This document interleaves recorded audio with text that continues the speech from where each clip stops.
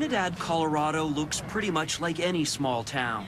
Home to about 10,000 people, it's tucked in the Rocky Mountains of southern Colorado.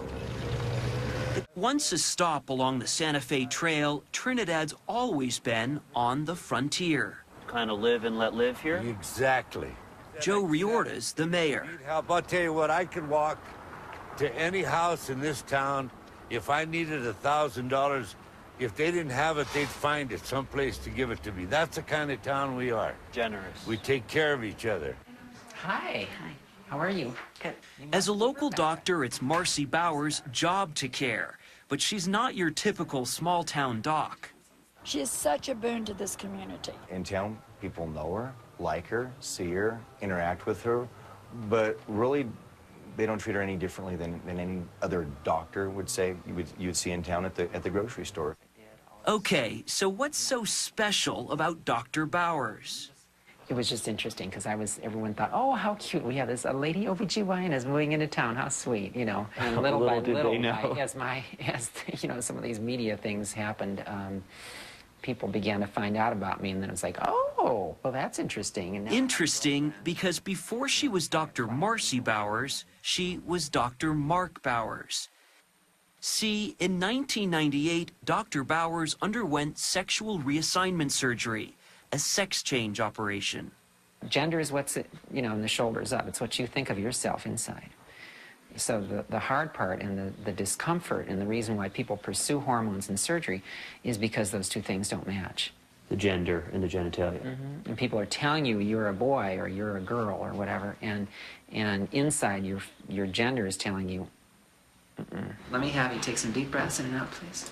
And now she performs that very same surgery on hundreds of patients every year, right here in Trinidad.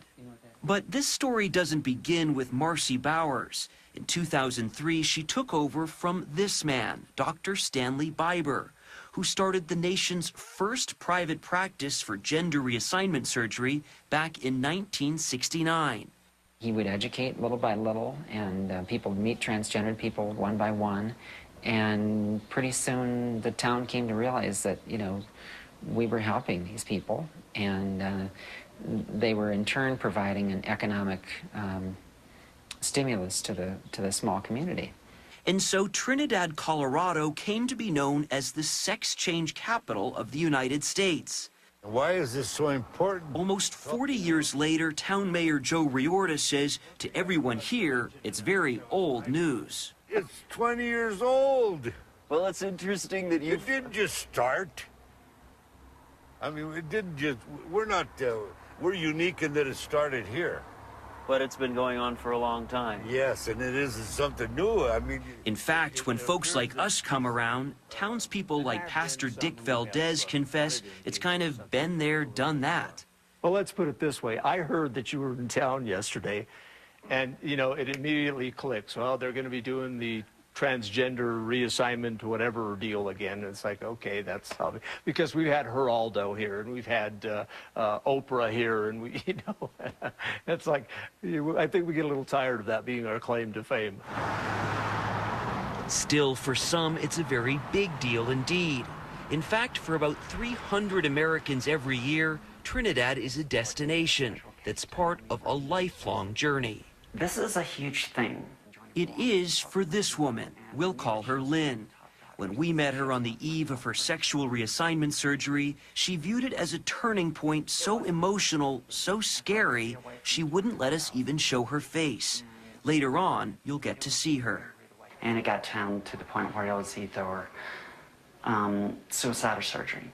Suicide or transition, really. And suicide or surgery? Right. For you? It got down to that point. I could not ignore my feelings anymore.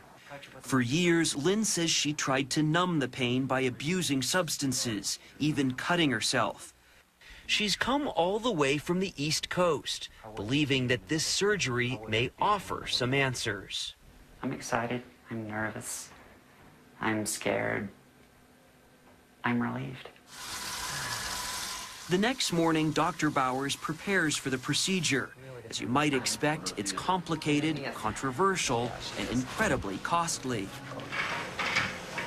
Though estimates vary widely, roughly 1,000 Americans undergo sexual reassignment surgery every year, despite the price tag of about $18,000. For Lynn, like most, it's not covered by insurance.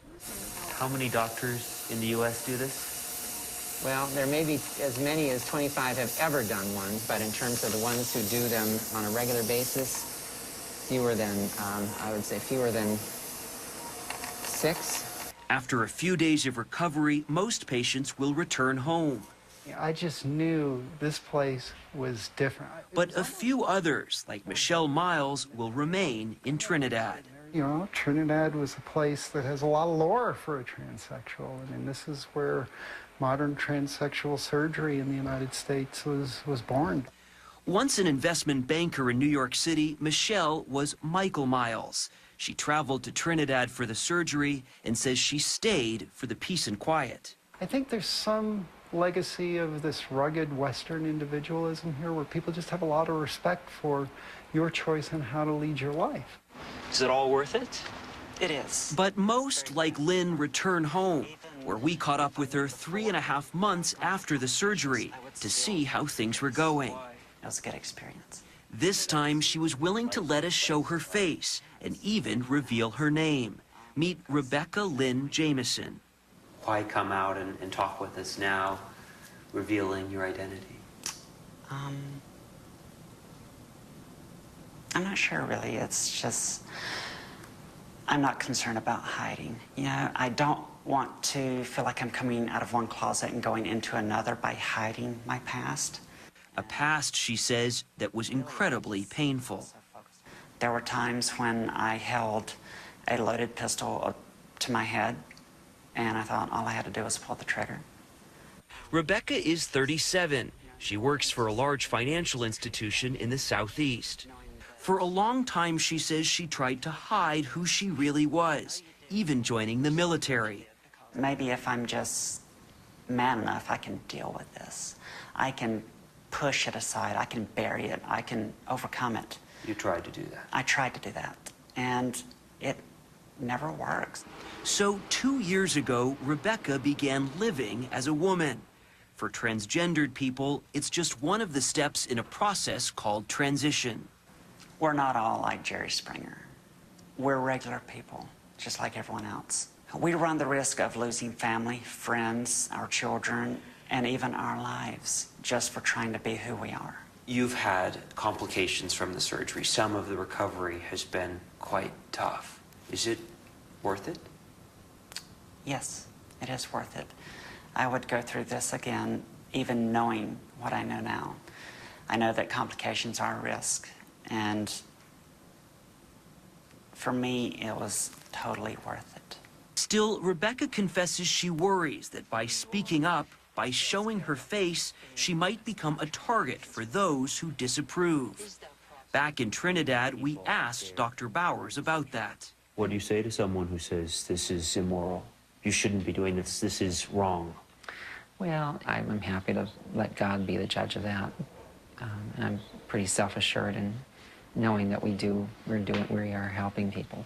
Pastor Dick Valdez agrees to a point. How do you reconcile your religious beliefs with Marcy Bowers' practice? Well, I think she's trying to help people. I think that's what churches should be about. We're all looking for help, and at the same time trying to help people. We would disagree on how she's trying to help people. Still, for the most part, the town of Trinidad seems proud of their doctor and the cottage industry that's put it on the map. Doesn't appear to faze locals a bit, as we found out at a Tuesday night game at Trinidad High.